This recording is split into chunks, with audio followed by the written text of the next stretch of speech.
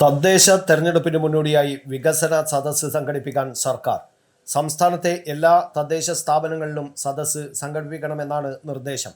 സംസ്ഥാനതല ഉദ്ഘാടനം അടുത്ത മാസം 20-ന് മുഖ്യമന്ത്രി നിർവഹിക്കും.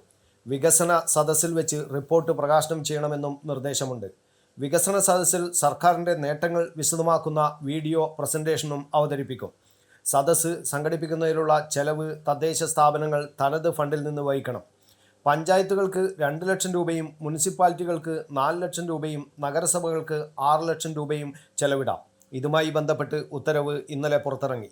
സെപ്റ്റംബർ 20-ന് ആരംഭിച്ച് ഒക്ടോബർ 20-ഓടുകൂടി പൂർത്തിയാകുന്ന രീതിയിലാണ് വികസന സദസ്സ് സംസ്ഥാനമൊട്ടാകെ നടത്തേണ്ടതെന്ന് ഉത്തരവിൽ പറയുന്നു.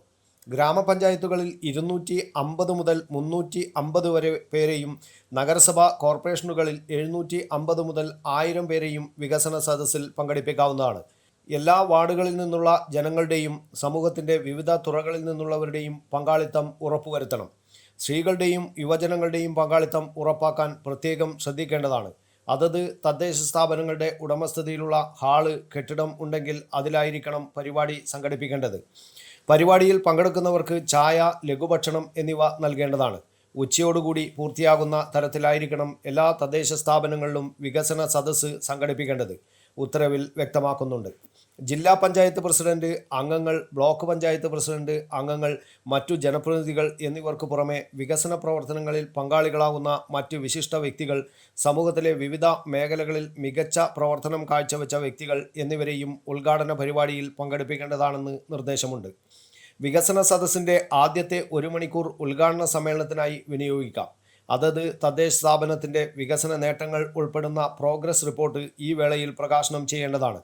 കൂടാതെ അതിദാരിദ്ര്യ നിർമ്മാർജ്ജനം, ലൈഫ് മിഷൻ പദ്ധതികളുടെ ഭാഗമായി ഭൂമി വിട്ടു നൽകിയവർ, ഹരിതകർമ്മ സേനാംഗങ്ങൾ, സർക്കാരിൻ്റെ പ്രവർത്തനങ്ങളിൽ പങ്കാളികളായവർ എന്നിവരെ ഈ വേദിയിൽ ആദരിക്കും. വികസന സദസ്സ് സംഘടിപ്പിക്കാനുള്ള നീക്കം ഭരണപരാജയം മറക്കാനുള്ള പുകമറയാണെന്ന് KPCC president advocate Sunny Joseph പറഞ്ഞു.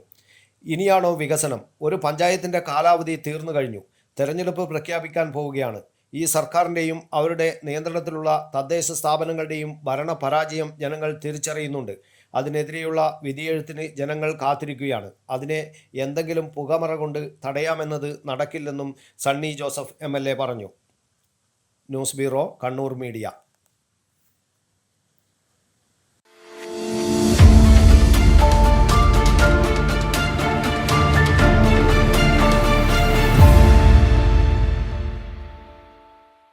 ശരി, പറയും എന്താ ഇങ്ങനെ പ്ലാൻ? കിച്ചൺ വർക്സും ഇന്റീരിയർ വർക്സും നമുക്ക് നല്ലൊരു ടീമിനെ ഏൽപ്പിക്കണം. പിന്നെ ഫർണിച്ചർ സുനിതയിൽ എടുക്കാം. അവിടെ ആകുമ്പോ എല്ലാ മോഡൽ ഫർണിച്ചറും അവൈലബിൾ ആണ്. മോഡേൺ വേണമെങ്കിൽ മോഡേൺ, ട്രഡീഷണൽ വേണമെങ്കിൽ ട്രഡീഷണൽ. ഇനിയിപ്പോ ഇമ്പോർട്ടഡ് ഫർണിച്ചർ വേണമെങ്കിലോ അതും സുനിതയിലുണ്ട്. ചേട്ടാ, ഫർണിച്ചർ സുനിതയിലാണെങ്കിൽ മോഡുലാർ കിച്ചണും ഇന്റീരിയർ വർക്സും അവരെ തന്നെ ഏൽപ്പിച്ചാ പോരെ? അതിനവർ ഇന്റീരിയർ വർക്സ് ഒക്കെ ചെയ്യുന്നുണ്ടോ? ഒരു വീടിന്റെ മുഴുവൻ ഇന്റീരിയർ ഡിസൈൻ ചെയ്ത് ഫിനിഷ് ചെയ്യാനുള്ള സ്പെഷ്യലൈസ്ഡ് ആൻഡ് എക്സ്പീരിയൻസ് ടീമും സ്വന്തമായ ഒരു മാനുഫാക്ചറിംഗ് യൂണിറ്റും ഉണ്ട് സുനിതയ്ക്ക്. ഇപ്പോൾ ഏത് ജനറേഷന്റെയും ഫേവറേറ്റ് സുനിത ഫർണിച്ചർ.